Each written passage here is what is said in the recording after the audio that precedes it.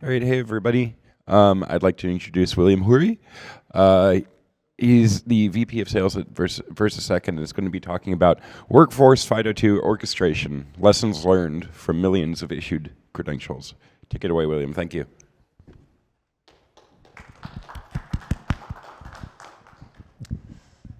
Hi everyone. So yeah, as said, I'm Will. So today we will talk about FIDO2 orchestration and about all the lessons that we have learned from millions of issued credentials. So here's the agenda. So first I will introduce myself very quickly. Then we will go a little bit more into the details about how we learn these lessons and what kind of lessons we learn from all these credentials that we have managed. And then we will transition on what FIDO, or what hardware-bound passkey has brought to this. We will then discuss about the remaining challenging when you want to do a FIDO2 enterprise rollout. And we'll get a concrete use case, which is one of my customers that we'll call trust shipping for privacy, and how they manage to deploy passkeys and how we help them doing that. Based on this, we'll be able to share some best practice and strategy to deploy hardware-bound passkeys. And we will then conclude on how deploying the CMS could help trust shipping in doing such a way. But myself, very quickly, I was studying wine and wine tasting and computer science in parallel. But at some point, I had to make a choice, so that's why I'm here today. Very ping-pong enthusiastic. I used to play at national level when I was younger, but now I'm 43, so I play at regional level.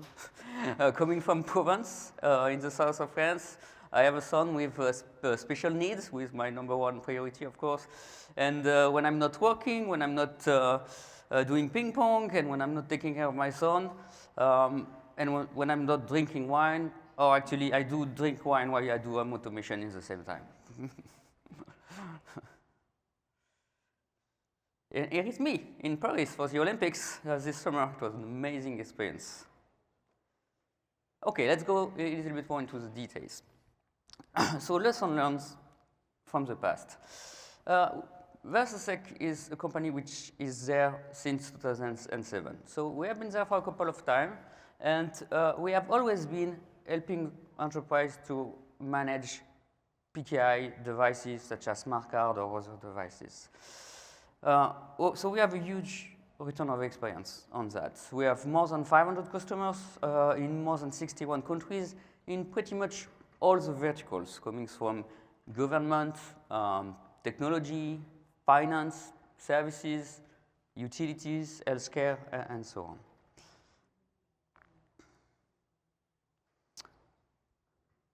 So what we can see now, based on this experience, is that we are at the third stage of the evolution/revolution in terms of strong authentication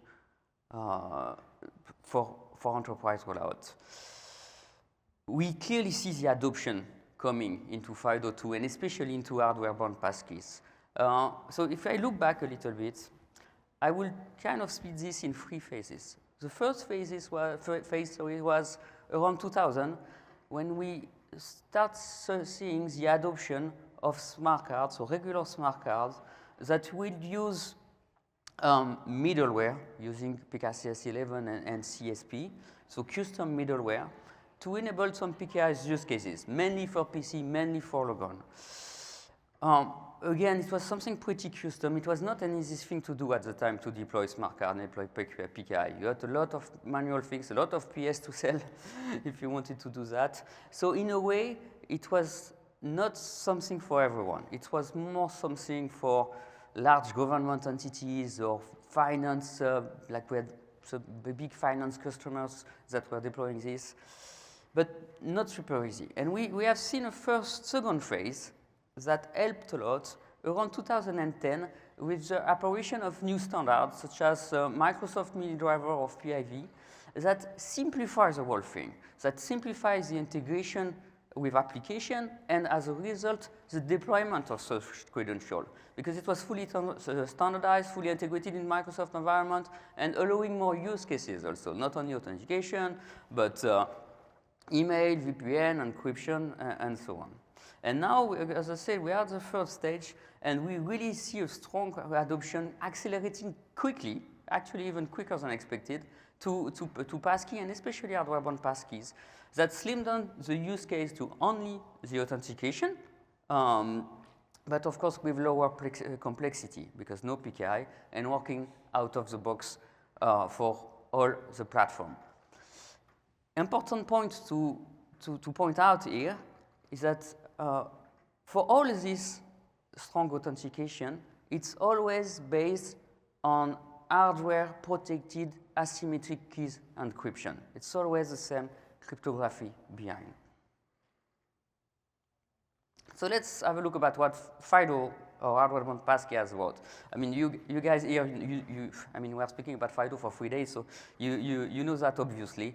But just to recap, FIDO helps you to go passwordless, so it eliminates passwords completely, strong level of security based on hardware-based asymmetric keys encryption, work on cross-platform, a lot of flexibility around the device, whether this is a token or a card or a mobile app or whatever. Very rapid adoption, surprisingly rapid adoption. Interest from governments, able to reduce the costs, privacy and user control, and future-proof. And if we look a little bit at the number of the market trend, so we expect a compound annual growth rate of passwordless authentication, including FIDO adoption, of 33% by 2026. That's according to industry reports. There is a projected value of 53 billion of passwordless authentication market by 2030. And according to Microsoft, as of 2022, there were 300 million of passwordless accounts leveraging FIDO keys, Windows Hello for Business, smart card, other biometric, anyway, passwordless authentication. So let's get into what's the interest of today. The challenges for the enterprise to deploy hardware-bound passkeys. If you wonder why I have so many dogs on my slide, I asked for help from the marketing department. So I got feedback from my customer from two different sources, two different customer profiles. The first profile is my customer, my existing customers that I have been helping deploying and managing PKI devices for a very long time. A lot of them were coming to me and say, Will, you know, I want to go to FIDO. I want to go to FIDO because I don't have to use a middleware, because I don't need to maintain a CRL. It's much simpler. Some of them are saying to me, I want to do both. I want to do FIDO, but I want to keep PKI, because, you know, there are things that you can do with PKI that you cannot do with FIDO, and there are things that you can do with FIDO that you cannot do with PKI. So the two of them together works well. So some of them are saying that. Some of them are saying, no PKI anymore. I just want to do authentication. I just want to go to FIDO. The other source of customer profile are the customers that are not coming from PKI, that are coming from username and password, and that went right away to hardware-bound passkey, and that after a few years, they are seeing the challenges about deploying passkey, and they want to solve them. At the end of the day, they have the same feedback. The first challenge is you don't have any visibility into the credential lifecycle, which is used by the user for organizational use. You don't know if a token should be revoked or is active or whatever. If I forgot my token, I will just issue a new one, but nobody knows exactly in what state is the user. You don't know that. There are still too many manual operations that needs to be done for a large organized wide enrollment, especially using self-service capabilities that require the end user to perform additional manual steps, and that's not optimizing the efficiency. Every time that the end user is pending to issue his device, it's time that he is not working, and that's a lack of efficiency for the company. And we don't have any control about what FIDO authenticators are allowed to be used. We can see two things here. One is, of course, the type of authenticator in terms, is this a mobile app? Is this a security keys? Is this something else? And also the vendor. I don't have any control about what vendor is, token vendor I'm using. And very important point, again, speaking about the efficiency, there is no automation. There is no automation, a lot of manual steps, and I don't have a way to revoke centrally the active FIDO authenticators like I'm doing with PKI today. Very important point is the traceability, obviously. The lack of auditable management ways is also a challenge that you have into deploying hardware-bound passkeys compared to the deploy PKI in the past. And also, I'm saying here no ability for on-behalf user authentication management, but I would say lack of flexibility regarding the issuance workflow. I heard a lot of presentation today saying that you need to define your personas. That's exactly the point. For some of your personas, self-service could be a very good fit, and could be, but for some of them, maybe you want to do on behalf. Maybe first time I join the company, I will arrive and the security officer will issue the token for me and hand it over to me. Or maybe I will have some team centrally that will issue all the token in bash mode and dispatch them all over the world. You need to have this flexibility that you don't have. So let's take this example about trust shipping for deploying passkey. So trust shipping is a global enterprise, a global leader in shipping. Their challenge was that they had a pretty dated authentication method that left them to vulnerable security breaches. And their goal was really to implement a scalable solution. They wanted to start small and get bigger with secure FIDO authentication all across the workforce. And of course, the authentication dilemma is in line with the challenges that I have shared before. It was really a lack of visibility about the credential lifecycle. Also, a poor control over the authentication configuration. Every authenticator has also some specific features. And being able to configure these features was only able manually with some homemade tool. So that's something, again, talking about manual step and automation, that was one of their challenge. They wanted to take the full advantage about the authenticators that they chose, but they could not by default. Again, manual and inefficient revocation and recovery processes being super important. And last but not least, inadequate audit trace for compliance, obviously. So based on these challenges that we're facing, we came back and shared with them some kind of best practice and best strategy to solve their pain point. Again, marketing department. The first one is you need to put FIDO on the leash. The first point is you need to avoid weak replacement authentication method. If you invest in implementing phishing-resistant MFA, you don't want to have a replacement authentication method which is not phishing-resistant MFA. So this could be something different. This could be something with another technology. So if you use passkey here, you could use PKI there, or you could use Windows for Business or whatever. But same level of security, always super important. And if you allow user self-service for some of your personas, very important to identify and I would say to authentify the user. And with the same level of security, again with phishing-resistant MFA.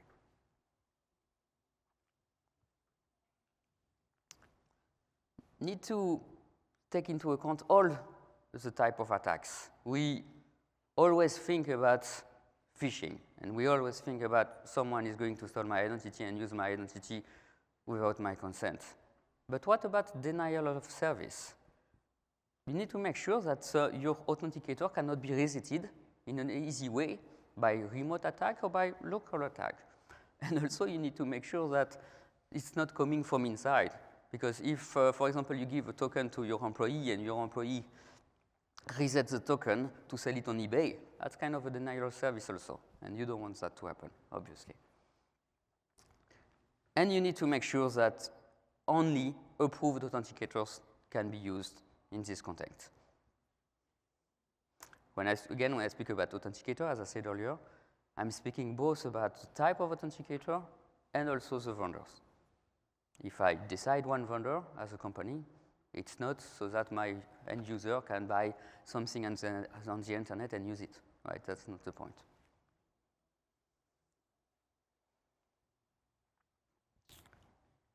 And very important point, as a best practice also, is you need to separate the duty. The help desk should be able to do only help desk operation and not something else. The IT admin can do more or differently. And you need to isolate by function, but you need also to isolate by department. So to make sure that you have a segregation of duty and that you don't have any overlap. So what's the strategy then? The strategy that we recommended to trust shipping was you should prevent vendor lock-in. We are in a world which is constantly evolving, where you could have some issues, and one vendor today that you decided to work with could not be the choice tomorrow because of security issue, because of the quality of the product, or whatever. So you need from the beginning to implement a solution where you are not tied up to a vendor. And maybe you want to use several vendors in parallel, or maybe you want to start with one, but always keep in mind that you could change. You want to stay away from ambush solution. You don't want to develop something yourself, because you will not get to the same level about what you will find in the market, and you will be too dependent on a key person that implements, and that if they lose a company, you may lose a lot of our customers in the CMS world have tried to develop their own CMS and are getting away from this. In a way, what's important to me here is reversibility. You need to always make sure that you have an exit door, and that if for some reason you want to move to another solution or you want to do something else, you have a migration which is possible for this. And it's not at the end that you think about that. You think that at the very, very, very beginning.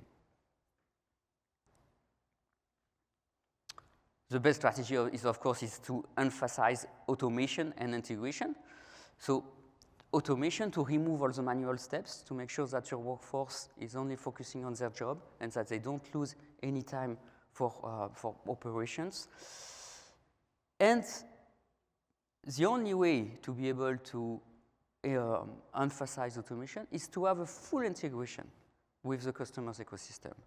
The customer has already the ecosystem in place. So the system that you use needs to be able to integrate completely with your ecosystem, and your ecosystem does not have to change. And it's only by having this seamless integration that you will be able to have completely automation. You need to ensure credential reuse and recovery, obviously. So that's also a very important point. I mean, sometimes we hear that, okay, what do I do if I lose my token? Well, you need to have two so that if you lose it, you can have another one. No.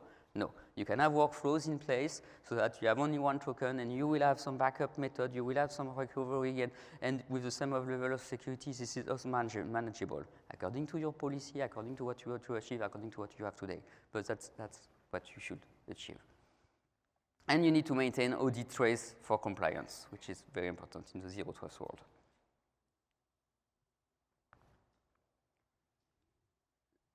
So again, best strategy, fully automated.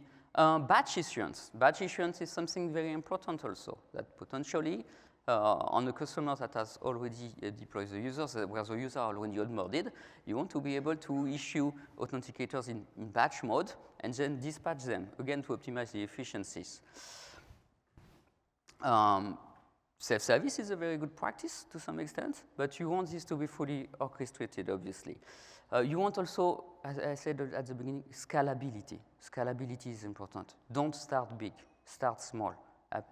Take a system that helps you start small and grow after. You will learn from this, and you will have a much better adoption also.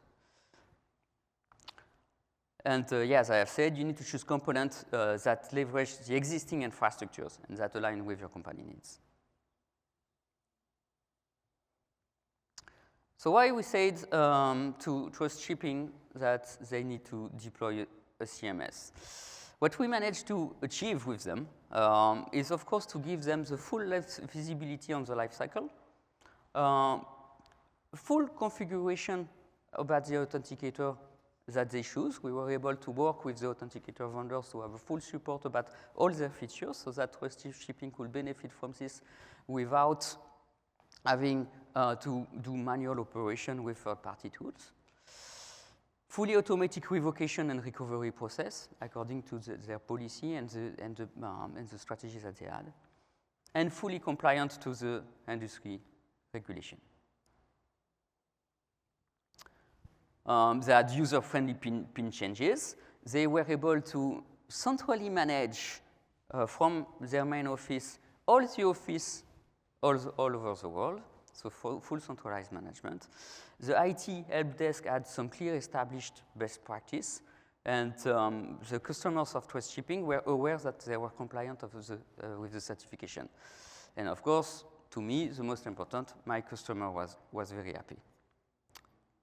And yeah, that's it. So thanks a lot. If you have any question, I think we have 3 more minutes. And yeah, feel free to visit at the stand also.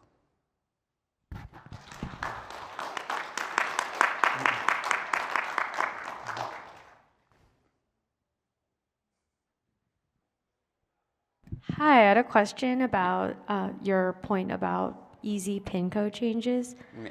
I was wondering, do you have any suggestions on how to best lead users through this process through like native applications, or is it just currently being done through third parties? Yeah, a lot of flexibilities here. Thank you for this question. A lot of flexibilities. You could use what we call self-service application that could help you to do that. You could use some kiosk station. You could integrate this into some intranet environment or some third-party application. It really depends, again, on the customer, what it wants to achieve, the level of flexibility that he wants to give to the end user also, and based on this, there is a few possibilities. Any other questions? Well, thanks one more time, William. That was great. Thank you.